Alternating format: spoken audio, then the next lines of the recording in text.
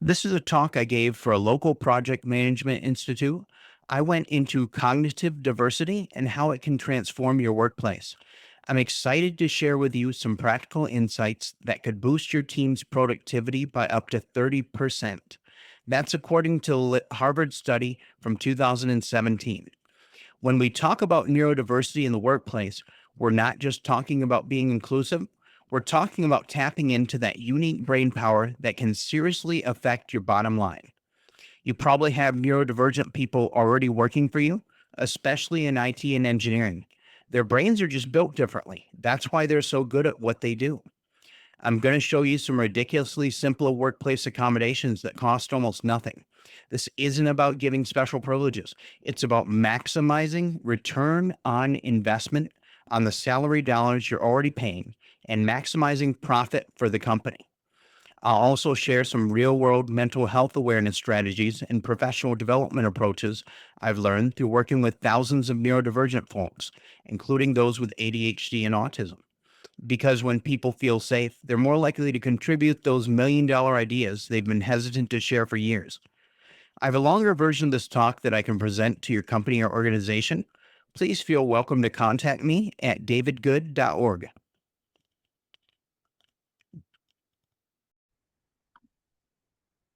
Yeah, And just so you thanks know, for everybody turning knows the we're gonna recording on record this there. for David. He's using this for some practice.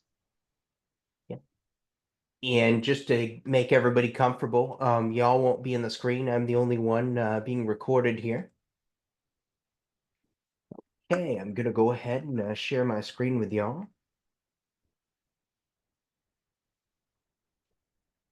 So a little bit introduction to myself. David Good, founder of an organization I started 10 years ago, International Friend Connection. Now we have 50 chapters all over the world.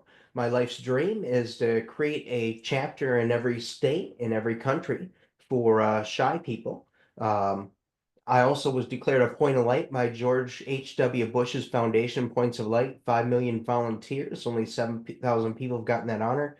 Received multiple medals from President of the United States, President Biden.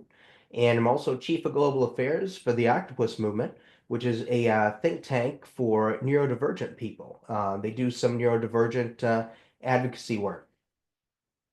So what I want to show you is how working with neurodivergent people can affect your bottom line.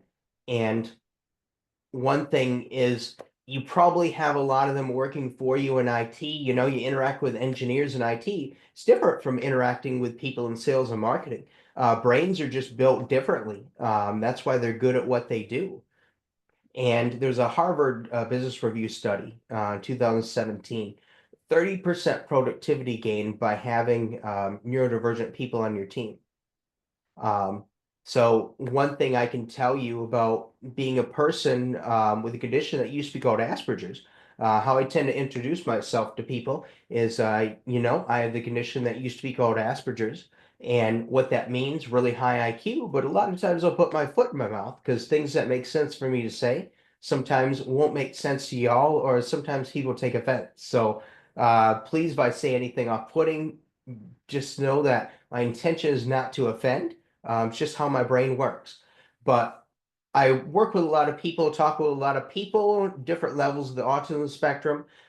They got rid of Asperger's, lumped everybody in together with levels 1, 2, or 3. We're going to be more talking about people like me, level 1 autism, and people with ADHD today. Good friend of mine, one of the members of my local groups, kind of summed up her experience being an autistic person as I'm living life. I'm kind of playing the game of life with all the sensitivities turned up, and just like makes life really uncomfortable. Want to give a little bit definition of neurodivergence.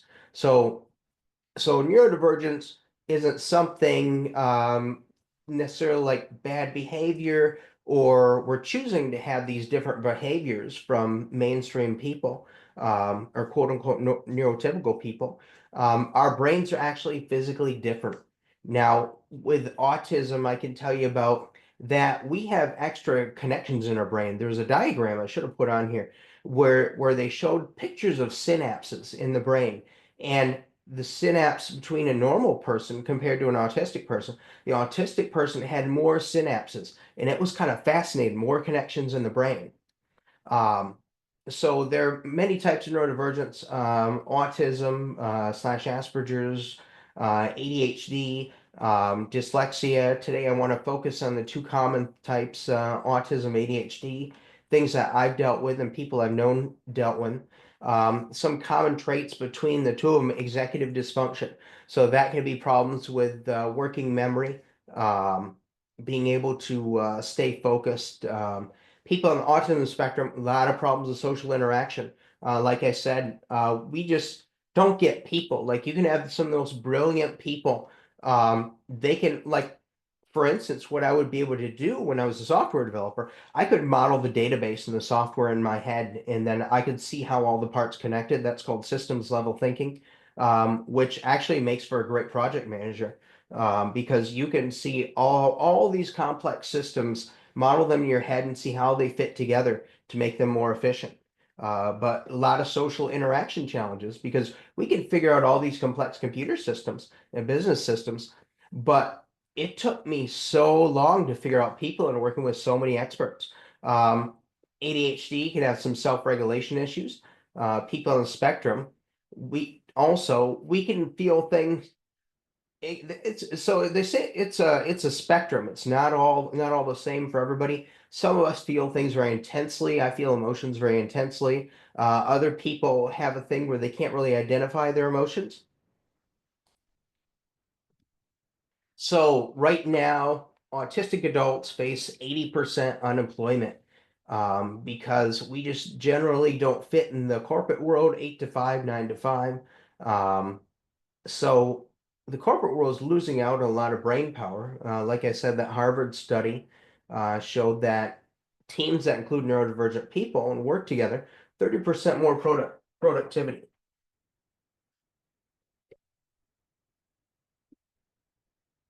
So one thing I want to emphasize, and this has been true in my life, and I've had to do a lot of work to overcome this, is a shame factor when it comes to especially people with autism, people with ADHD.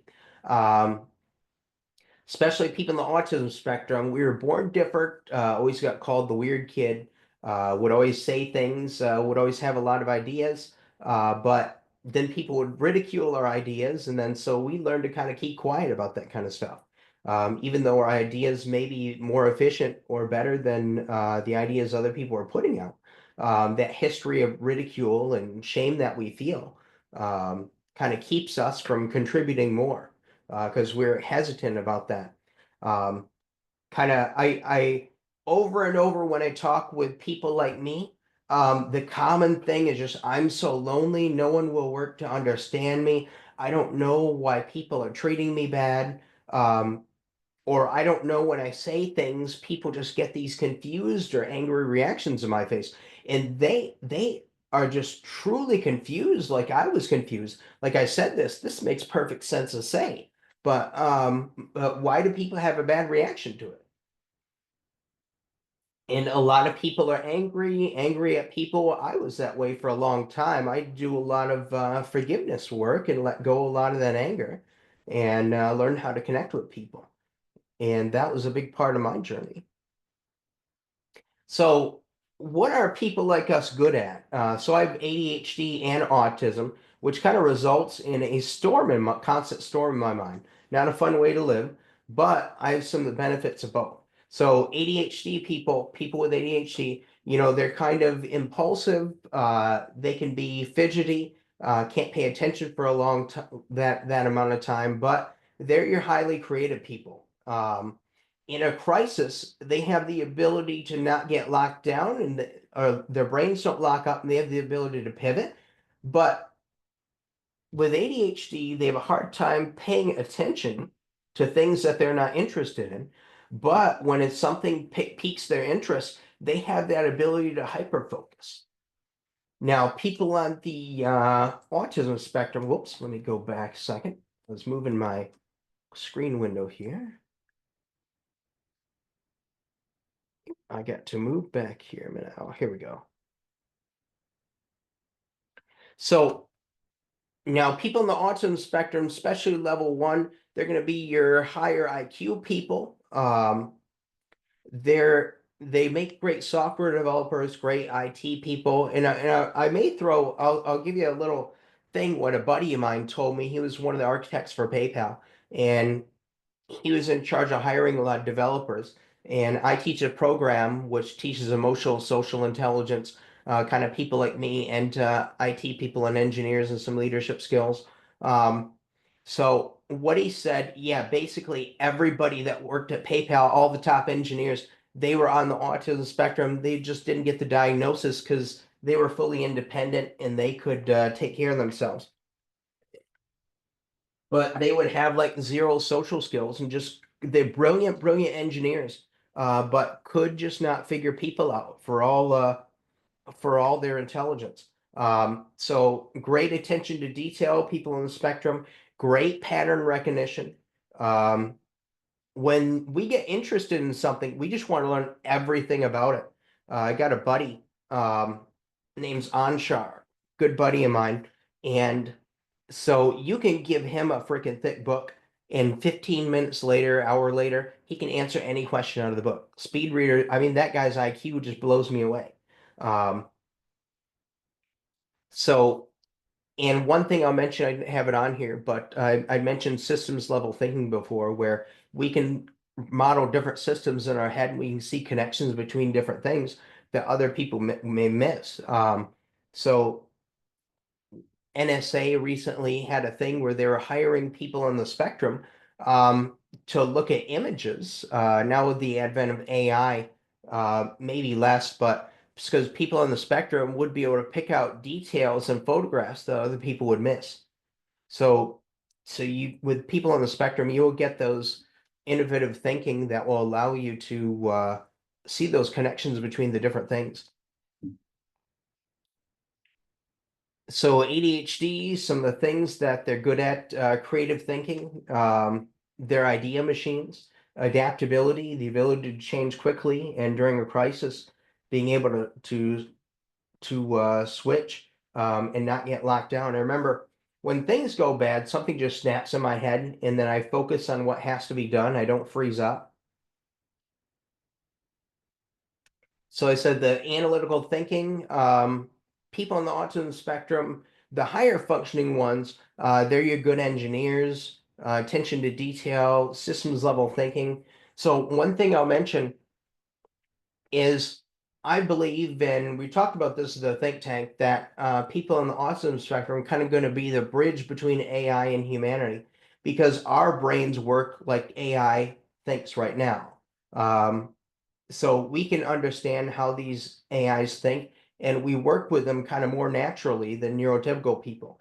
Now, if people like me get the training, training similar to I teach, on how to understand people and the rules and patterns around people, and are explained to it like an engineering problem, then they can understand both AI and humanity. And so that'll allow us to be that bridge between AI and humanity. So some of the challenges, inattention, ADHD, inattention, impulsivity, kind of working on tasks, not aware of time. Time can slip away easily. Autism challenge, a lot of social communication differences, a lot of sensory sensitivities, can be different. Like for one instance, fuzzy blankets drive me nuts, man. I cannot be around fuzzy blankets. But I got a buddy. Now she just loves fuzzy blankets, man. You cover her up in 10 fuzzy blankets. I'll be in another room. She'll just be sitting there in all the fuzzy blankets. But so a lot of sensitivity things like for me, fluorescent lights, LED lights. They're making newer LED bulbs without the flicker in them. Most LED bulbs have a slight flicker and you can't see it, but people on the autism spectrum, their brains can pick it up. Um, loud noises, a lot of different noise sources can be hard to tolerate, especially loud and crowded groups of people. One thing people in the autism spectrum tend to have too is black and white thinking. Things are either right or wrong. There are no gray areas. And things involving gray areas, especially like socializing, just very tough to figure out for people like us. Now, more things about ADHD. One way that we can support people with that is kind of more structured. A lot of ways to using software to kind of schedule tasks and adjust, just kind of adjusting things to help them schedule those tasks. A lot of offering breaks. Sorry, just gotta take a pause a second here. So yeah, offering breaks, and kind of so a little bit of forgiveness when they do say something or do something a little bit impulsive. Um, one of the things we struggle with being autistic in the work environment, a lot of sensory overload, lighting, noise, and other things. Again, social misunderstandings, rigidity. We like routine and structure, whereas people with ADHD don't like routine and structure. So if you have both, there's kind of like a war in your mind from the with that going on. So people on the autism spectrum, sometimes we can be a bit too trusting too easily. And one thing is we will take what people say at face value. We sometimes we don't get sarcasm. Um, Sometimes maybe a little bit too trusting, maybe a little bit gullible,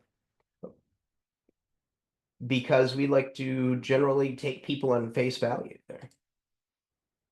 So I want to talk about masking, autistic masking.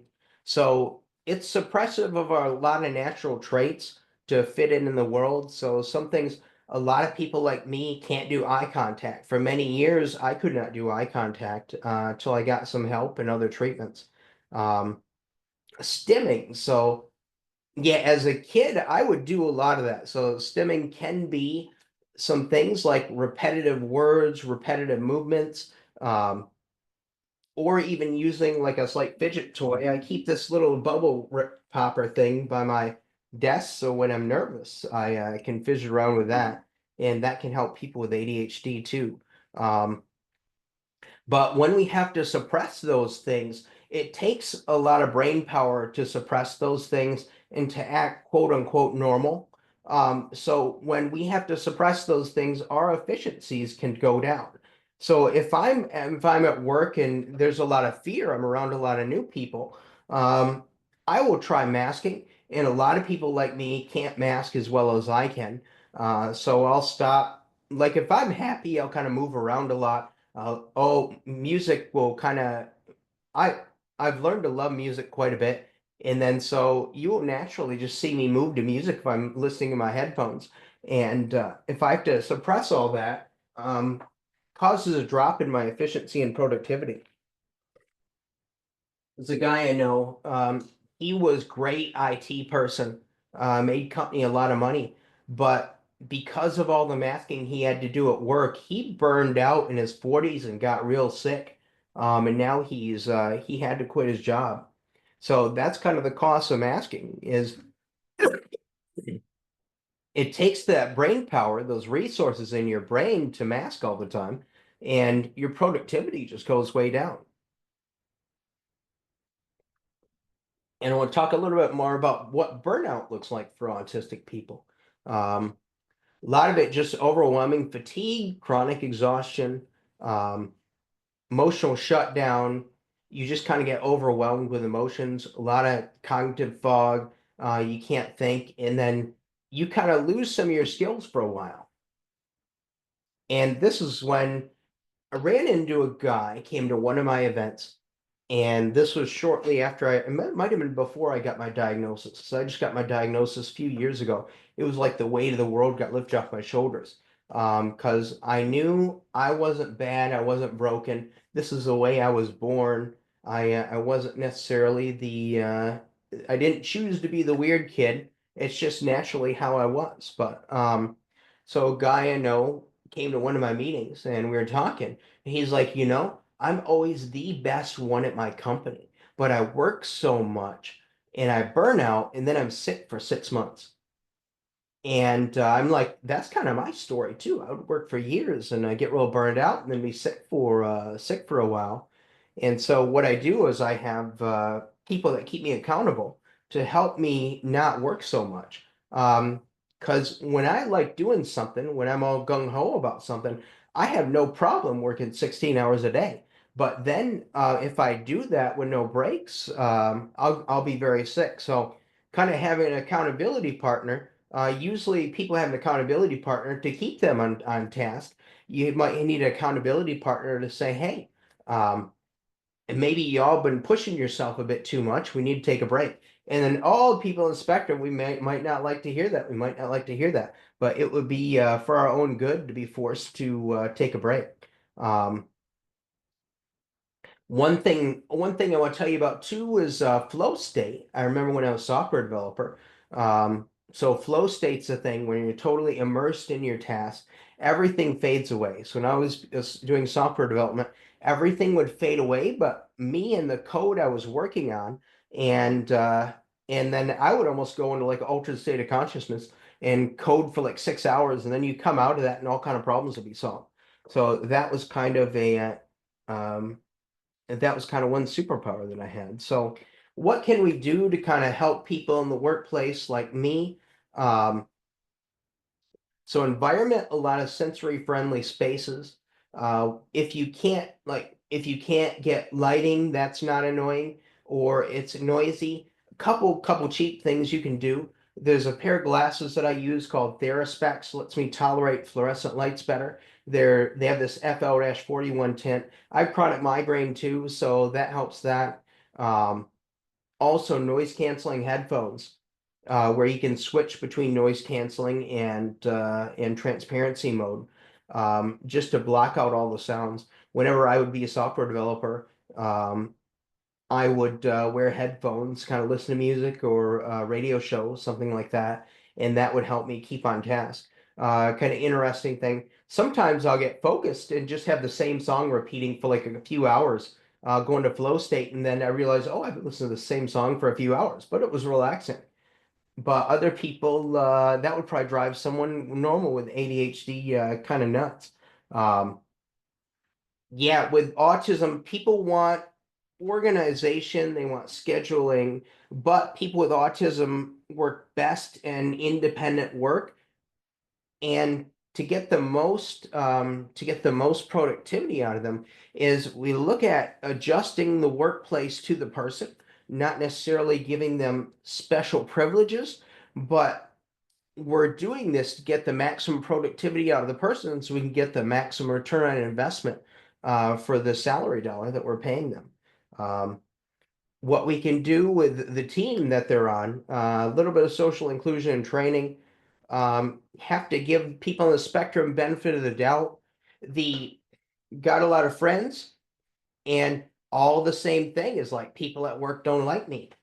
People at work don't want to understand me because there's a few things that we will do that can kind of turn people off. Um, a lot of times we want to share information. We love sharing what we know. So we'll do what's called info dumping, where we go on and on about a certain subject without kind of taking a break, and that can kind of turn people off or alienate people off from us. But that's just naturally what our brains can do. I've had like 10 years of training, and I have the ability to kind of interrupt that when I notice I've been info dumping a long time. But that's been like 10 years of real world mindfulness training. Some things we'll do when somebody's sharing a story, sometimes even talking about tragedy, we will talk about something similar. And what I've found that can almost be seen in business situations is one-upsmanship. So what I've learned to do is empathize rather than share a similar story, and then later ask permission, maybe in private, saying, "Hey, may I share a similar experience that I've gone through?" So it doesn't seem like I'm taking the attention away from the person that's going through the tragedy. Um, and a lot of it is just teaching neurotypical people how we communicate differently, um, and that we don't mean to offend people, but the way we communicate is just quite a bit different.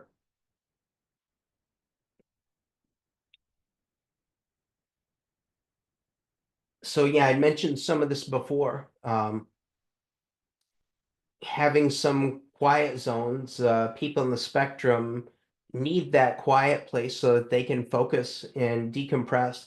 Uh, Open plan offices aren't necessarily the best for people in the spectrum. They can have a corner where they can go and work. I remember in high school, we had these project-based science classes, and what I would always do, I'd grab a laptop and the books that I was working on, I would just go into a quiet corner, and teachers were amazed at how much productivity I could get done just sitting by myself.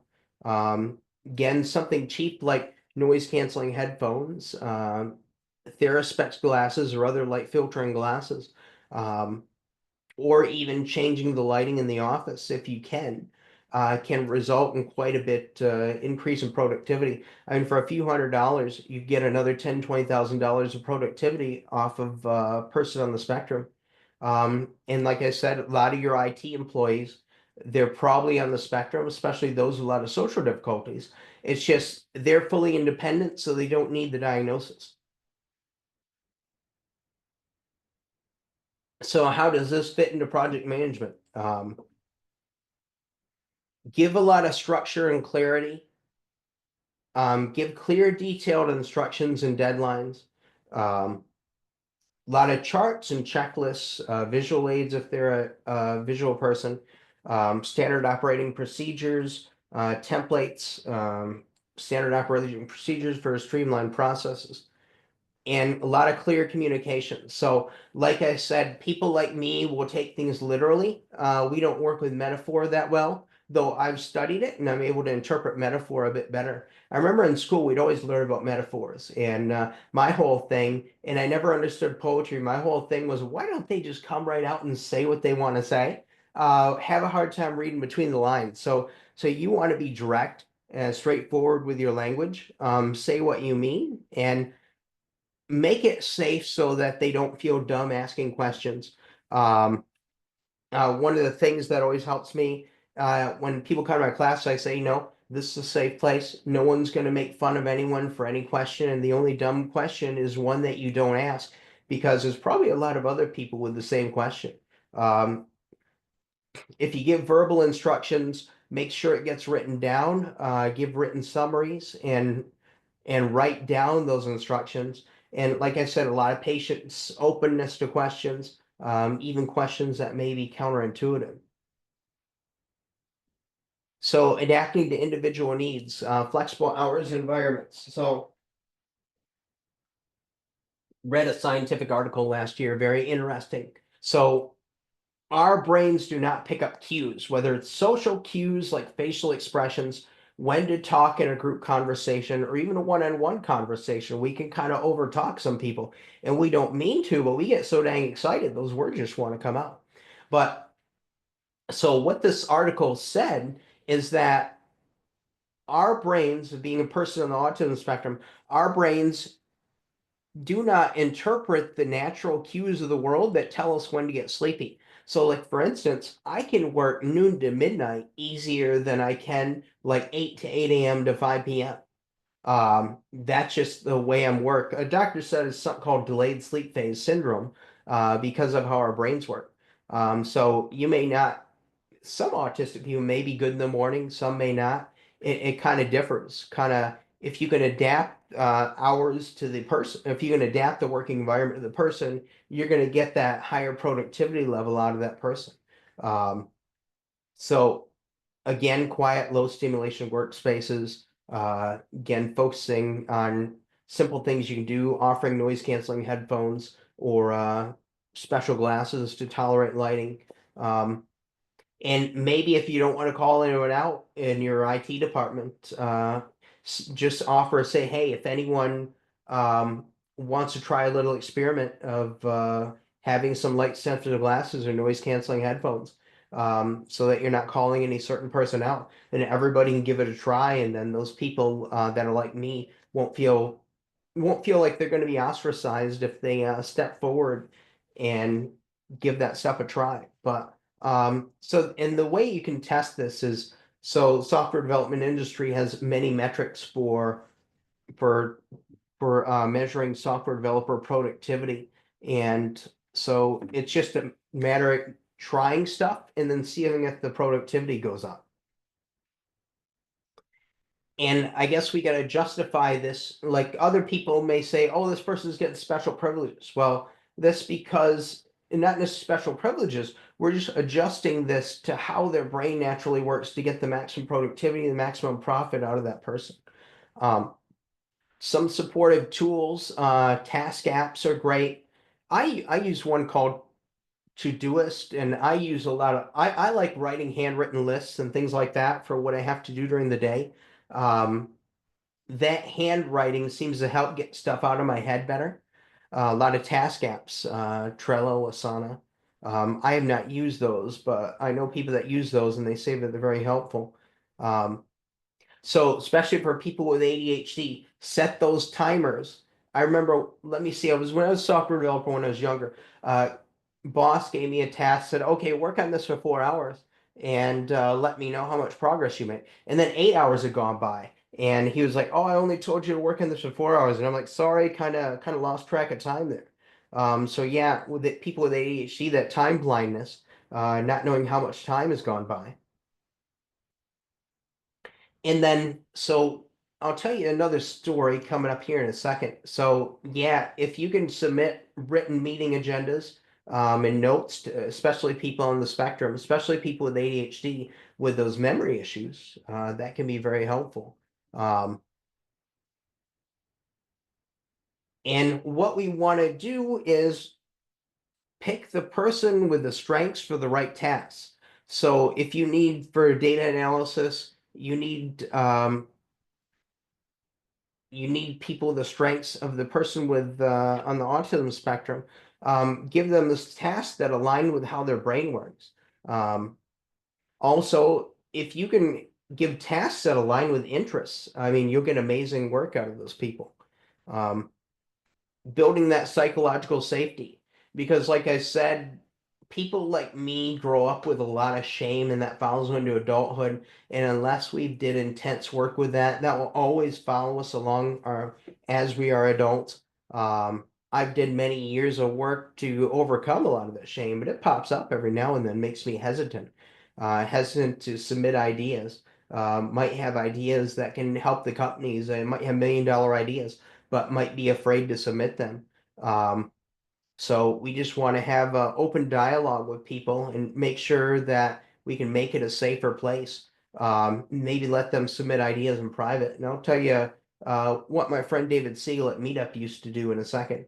Want to make sure that we celebrate those achievements that the neurodivergent people achieve there. So I was good buddies with David Siegel, ex-CEO of Meetup, before they got bought out.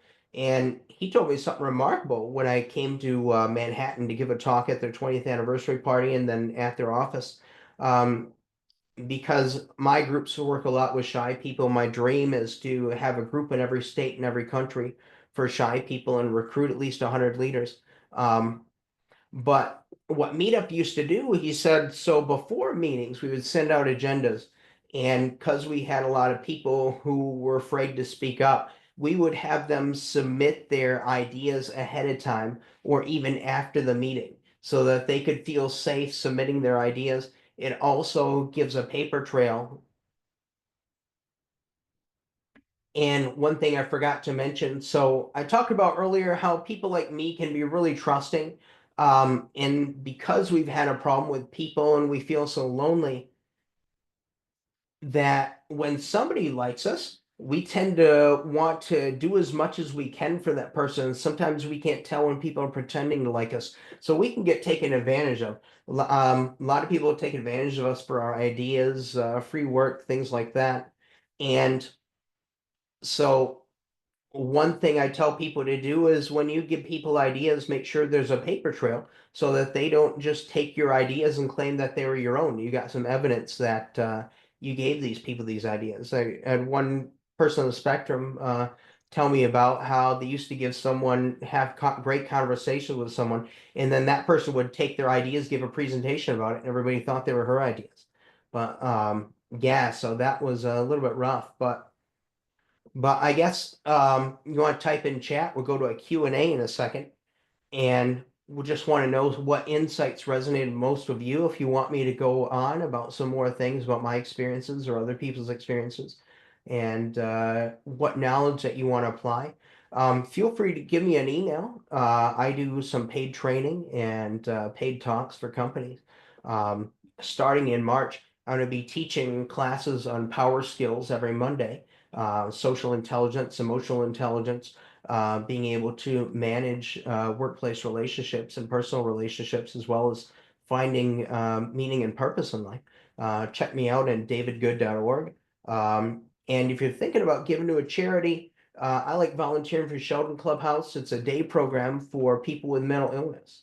And now let me stop sharing my screen and we go into a little bit of a Q&A there. David, thank you. This was very interesting. We did have a question in chat regarding if you're willing to share the slides. Oh yeah, sure. I can share those Yeah. slides. Yeah, Yeah. let me just I may be able to upload that, or I'll upload it to my Google Drive and then yes.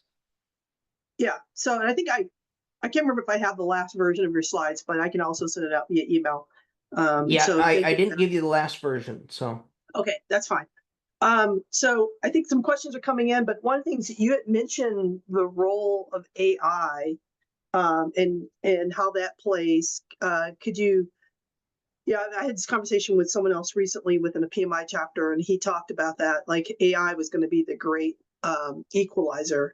yeah. Can you talk a little bit more about what that means and how that connection between AI technology helps with people who are possibly neurodivergent? Oh yeah, my friend Amrata in the think tank, she's become somewhat of an AI expert, but I've been able to learn it more and more. And so it thinks the way I do, like systems level thinking, seeing patterns. Well, I can use it. It doesn't, well, right now it doesn't really think. I kind of use think in quotes, but it sees patterns and connections kind of like I do. But the thing with AI, if you're not a systems level thinker, sometimes you may not even know what questions to ask. You first need to know what questions to ask. So it doesn't replace expertise. It makes if you have expertise, it makes you 10 times more efficient. Um, so with me naturally thinking like AI, and now all this 10 years of study I've did about people having 10,000 conversations. One thing I use AI for is before I send a message, I have a special prompt. Basically, I tell it I'm someone who just used to go to Asperger's, and I want you to go over this message, make sure it's not condescending, make sure that it's the persuasive level of persuasiveness I want. And also what I do so that I get better in my own writing, I say, please tell me why you made the changes you made. And that helps me to communicate better with people. Also, when speaking, I teach people. I teach some classes on dating too, how to meet someone in person. And I teach one fun class. I taught people how to build their own AI dating coach. Just give a little introduction for people that don't need to use AI. But so you can actually use I use AI to run like professional scenarios. Like, oh, I came away confused from this scenario where I was talking to someone and I might have rubbed someone the wrong way. So here's what happened. Yeah. What can I do to prevent the misunderstanding in the future? Because what I've found is most conflicts between people are misunderstandings. And like y'all know, a business unit and IT unit, they can be saying the exact same things, but use different words in the same dang English language. Right. So they can use and they'll be yelling at each other. They'll be real mad. And the Yeah. guy like me in the middle that can understand IT and can understand business, I'll be like, you're saying the same dang thing. We were at the DEI panel. There was a awesome gentleman there. I forgot his name, but he was like, that's his job is be the go between business and IT. And he Right. was like, you guys are saying the same dang thing. And they're like, no, we're not. And you're like, you're just Right. using Yeah. different language for it. Yeah. But So it looks like but Lowell has yeah, a question. Are there different levels of ADHD and autism?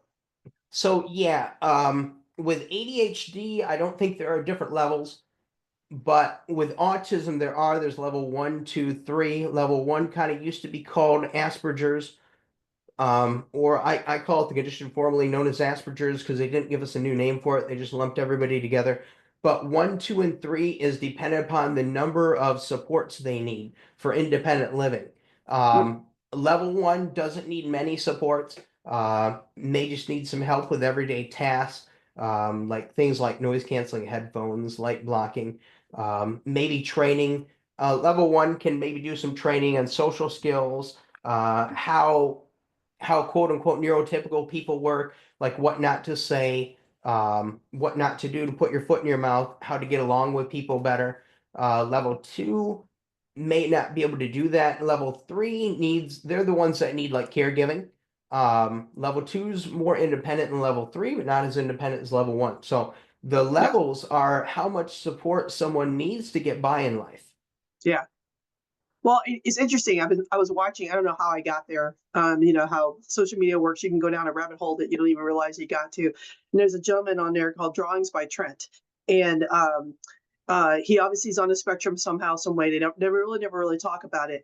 But there are requests that are sent to him, and he makes drawings. And it's interesting to watch him do the drawings because he doesn't draw like you would think he would start drawing, right? And so and he likes to do a lot of animals, a lot of characters. And so he'll pull something from the bowl and his mom or dad are saying, do you want to do that? He'll say, yes, he'll draw it. He'll sign it. And he's got t-shirts and other things. They've done other things so that he can become productive. But like you said, he probably could not be in a normal environment. And I think that's, some of the things you mentioned in your slides. And if there are any more questions, please put them on the chat or come off mute. And real quick, sorry to interrupt, Mary, but I just wanted people to know I did upload the slides to the chat, so you should be able to download right there in the Zoom chat. Absolutely. Yep. And I can share this recording if it's okay with Mary. Yeah, I can throw it out there. Okay. Because I'll have to send it to you, so I'll send it to everybody. Sounds good. But yeah, so I think some of the things you said can apply to a lot of people, right? I mean, whether you're on the spectrum or not. I've got 2 nephews that are on the spectrum. We've never gotten them tested. We never wanted to put a label on them, and therefore, I think one of the things you said is that kind of carries you through life. We never wanted them to have any type of limitations. Obviously, they will have limitations, but we never wanted them to have a label placed on them that would maybe self-limit them because they now have this label. And at one point, I think my mother-in-law was worried about whether or not they were going to be able to have independent living. And I said, they will always have something that they will need help with. But at the same point in time, my one nephew, like I say, great with facts. You tell him something one time and he's got it, right? And so he'll be able to do I know people like my buddy, I'm sure I talked about, he has eidetic memory. Like I said, read that thick book, 15 minutes, half hour later, answer any question out of the book. Smartest guy I know. But the thing is, he cannot go in public without those noise canceling headphones and like dark glasses on. Even being outside is too much stimulation. So he could make a company. He could make a company for millions, but he don't fit in the 9 to 5. And that's where like I said, we gotta evaluate people rather than just giving people busy work and a lot of hour and like this is how many hours you're working, how many hours your productivity. It's impact on the bottom line rather than necessarily productivity. Yeah. I mean, I'll be curious what you've seen. I feel like workplaces are becoming a little bit more tolerable. I know at work, I didn't realize this until recently. We have they're calling it a meditation room. But there's a room that's kind of off in a corner. You would have to have been there on purpose to find it. There's actually 2 rooms. One is they call it a contract room. If you just want to go and work on something and not, you close the door and it's in such a way that probably from a sensory standpoint, I don't know if they called it, I don't think they did that on purpose from a sensory. It was like, if you just need to concentrate, go into this room. And then, but there's another room right next to it that's also kind of like this. They call it a meditation room, and it's low lighting, and there's a couple chairs, and you can just go and just sort of take a break in there. And I thought, it's interesting. I think companies are starting to realize that these types of things help. To your point, everybody sometimes just needs to take a break, right? So, Lindsay, you have a question? A real quick one point I'll make though, like the people with ADHD, they need the breaks. People like me will want to work 12 hours straight, even though that's not good for us. we'll want to do that. But what I know, like, that exercise break, going for a 30-minute walk, especially if I get that in the morning, which is very difficult to do. I'm exercise averse, but going for that 30-minute walk makes me so much more productive during the day. I almost Right. was curious if we could take IT teams and have them get a 30-minute break just to go for a walk and see if productivity goes up. Yeah. Yeah. But Lindsay, I wanted to get to your question. Thanks, David. Thank you very much for the information. This is incredibly insightful. Oh, thank you. So I have two questions. My first one is, if you are aware that an individual is somewhere on the spectrum, and as you had said, they're overly trusting, or you can be overly Yeah. trusting and maybe kind of jump in a little bit strong into a relationship and maybe be a little bit overpowering. How would a non-neurodivergent person um, work through that? Because we would, myself, I feel a little bit like that person would be like really in my space, and Yeah. it makes me a little bit nervous because I don't know how to react to that. So how would Yeah. somebody work with that? So I guess would this be friendship or romantic relationship, this hypothetical scenario? Um, Friendship or in a professional Okay, setting. gotcha.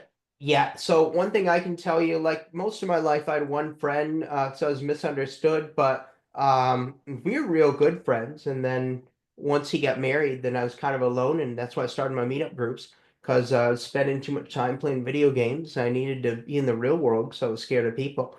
Um, but yeah, sometimes like I had to learn the rules, and I know if you go really intensely into friendship or relationship real quick, it tends not to last that long, or you can scare the other person away. A lot of it is kind of just being kind, like, um, appreciate the enthusiasm and everything. But, and this is not me saying I don't want to be friends, but I don't necessarily have all the time to be this level of friendship with you, but I still want to keep you in my life. So yeah, it's just kind of being kind.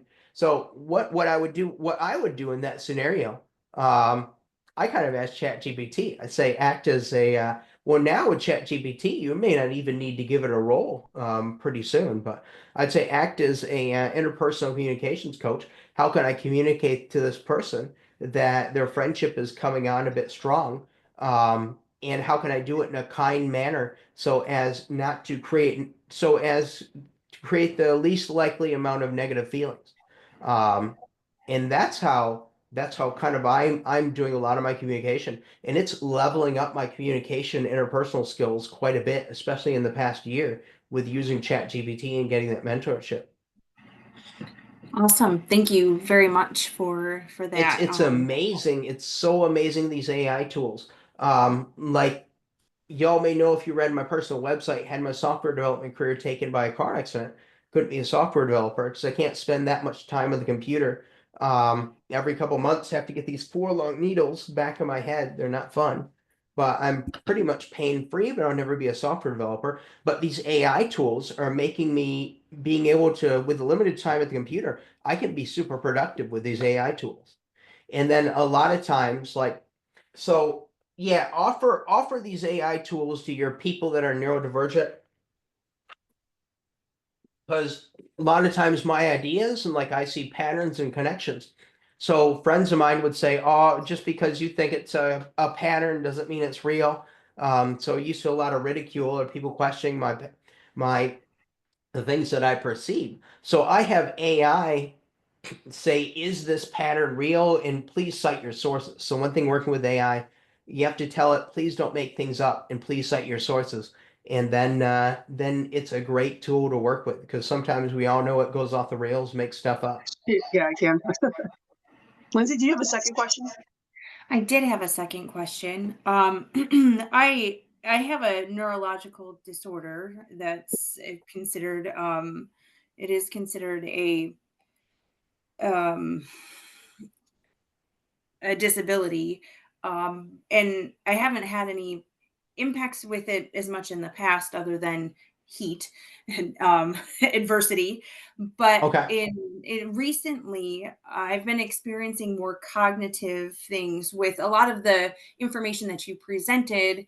I related a lot to a few of the different aspects, and not that I'm saying that I'm going in a neurodivergent way. However, No, no, it's okay. relating to that, it makes me wonder if there's different things that are happening in specific areas of like task overload and overwhelm, Yeah. and wondering how you would deal with something like that, and wondering if I might be able to relate it to how I operate.